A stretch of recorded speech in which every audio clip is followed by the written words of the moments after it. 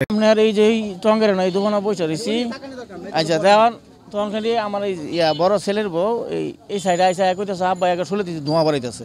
তখন আমি দৌড় দিলাম, দৌড় দিয়ে যাই দিয়ে কারেন্টে শর্ট করছি। শর্ট করছে পরে আমি আতা ফাতরে গেছে এগুলো বাঁশে লেগে দিয়ে বাঁশদানি তাটানি হসকে দিতারি। ওটা বাঁশ আনছি কিন্তু বাঁশ উপরে একদম লাগার হয়েছে না, কিন্তু লগে সামনে লোকটি মরছে।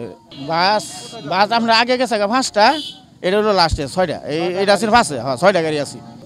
ভিসনের গাড়িটা এই গাড়িটা যদি খেলে আমার অ্যাঙ্গেল না দিক করতো তাহলে কিন্তু বাঁচবো না। সামনেটা কিন্তু গেছে গা, এটা কিন্তু ভিস আটকে গেছে। 6টা গাড়ি আছে, 5টা গাড়ি ফাঁস হয়ে গেছে। পিছনে গাড়ি না এই যে মেন তার বাইজা আগুন লাগা সমানে ধোয়া বাড়াইতেছে। ধোয়া বাড়ার সাথে সাথে আমি বাস আনতে আনতে একজন গেটে বাড়ি বেসাইছিল, সাথে সাথে মারা গেছে। তারপরে লোক আরো আছেন, তারপরে কয়জন মারা গেছে সঠিক কইতে না। বিআরটিসির ডাবল ডেকার সবগুলি দোতলা বাস যেগুলি বলে, এগুলো 6টা বাস নিয়ে আসছে পিকনিকে যাওয়ার জন্য মাটির মায়া রিসোর্ট। 5টা বাস ক্রস করে চলে গেছে। লাস্টের যে বাসটা ওইটার উপরে যে ছাদ ওইটা এই 440 লাইনের সাথে লেগে গেছে। লাগে যাওয়ার পরে ফুল বাস কারেন্ট হয়ে গেছে। কারেন্ট হয়ে যাওয়ার পরে ভিতরে অনেক চিল্লাচিল্লি শুরু করছে, বাস থেকে ধোঁয়া বের হচ্ছে। আমি এখানেই ছিলাম।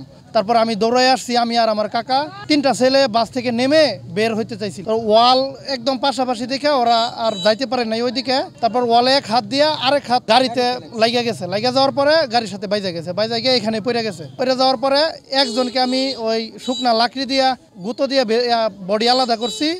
আরেকজন ওই যে একদম চিপার মধ্যে ছিল ওইখানেই মারা গেছে। তখন আমি দৌড় দিলাম, দৌড় দিয়ে যাই দিয়ে কারেন্টে শর্ট করছি। শর্ট করছে পরে আমি আতা ফাতরে গেছে এগুলো বাঁশে লেগে দিয়ে বাঁশদানি তাটানি হসকে দিতারি।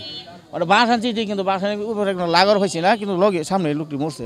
আসলে আপনারা ঠিক বলেছেন যে আমরা শুনতে পেরে আমি নিজের ঘটনা চলে আসছি, সাইকেল সহ আসছেন।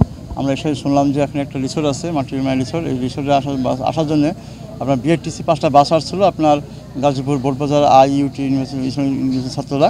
তো আসলে 5টা বাসে 5 করে চলে গেছে। একটা বাস আপনার এখানে যে 440 লাইনের সাথে আপনার স্পর্শ হয়, হওয়ার পুরো বাসটা বিদ্যুৎ হয়। হওয়ার পরে এখানে ছেলেপেলে সবাই বিদ্যুৎ আক্রান্ত হইলে আমি এখানে জানতে পেরেছি যে একজন আমি নিশ্চিত খবর পেয়েছি যে মারা গেছে। আর বাকিগুলো শুনতেছি যে অনেকেই মুমূর্ষু অবস্থায় আছে। আসলে আমি বিস্তারিত দেখতেছি, ঘটনাতন্ত্রে বলতে পারবো যে বাকি কতজন মারা গেছে বা যাই নাই। আমরা এখানে এসে আহতদের কাউকে পাইনি, আমরা বিভিন্ন মেডিকেল আগে চলে গিয়েছে। তো আমরা তাদের যে কর্তৃপক্ষ আছে তাদের সাথে কথা বলে আমি নিশ্চিত হতে পারবো যে আসলে কতজন মারা গিয়েছেন আর কি।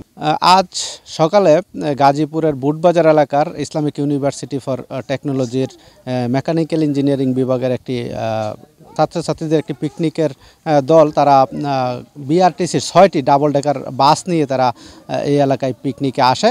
তো ঢাকা ময়মনসিংহ মহাসড়ক থেকে যখন জয়নাবাজার পার হয়ে তারা ভিতরে গ্রামীণ সড়কে ঢোকার কিছুক্ষণ পর সামনে আসার পরে 5টি বাস অতিক্রম করার পর 6 নম্বর যে বাস সিরিয়ালে যখন বিশ্ববিদ্যালয়তে ছাড়ে সেই বাসটির নাম্বার ছিল 1, কিন্তু এখানে তিনি সবার শেষে ছিলেন। সেই 6 নম্বর বাসটি উপরে একটি বৈদ্যুতিক তার, যেটি আমরা দেখতে পেরেছি যে 4400 ভোল্টের একটি লাইনের সাথে সংযোগ বাঁধে, এবং এই সংযোগের ফলে কিন্তু সেখানে একটি দুর্ঘটনা হয়। এবং আমরা জানতে পেরেছি যে ঘটনাস্থলেই 3 জন ছাত্র আহত হয়েছে। এই বিষয়ে কথা বলেছিলাম ময়মনসিংহ মেডিকেল কলেজের উপপরিচালক জাকিউলের সাথে। তিনি নিশ্চিত করেছেন যে 3 জন ছাত্রের মরদেহ তারা পেয়েছেন। এদের মধ্যে যেই 3 জন নিহত লাশ ময়মনসিংহ মেডিকেল কলেজে গিয়েছে তারা হচ্ছে সাকিব, মাহিন এবং নাইম।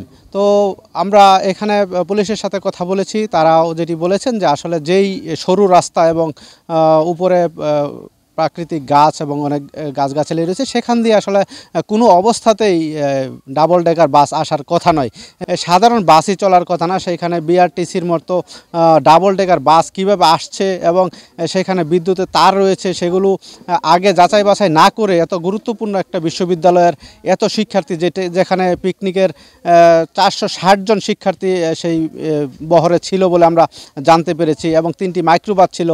তো এইখানে পূর্ব জরিপ ছাড়া, এখানে স্পট দেখা, সড়ক দেখা ছাড়া এখানে কিভাবে এই বড় বাসগুলো নিয়ে আসলো সেটিও এলাকাবাসী আসলে প্রশ্ন তুলেছেন।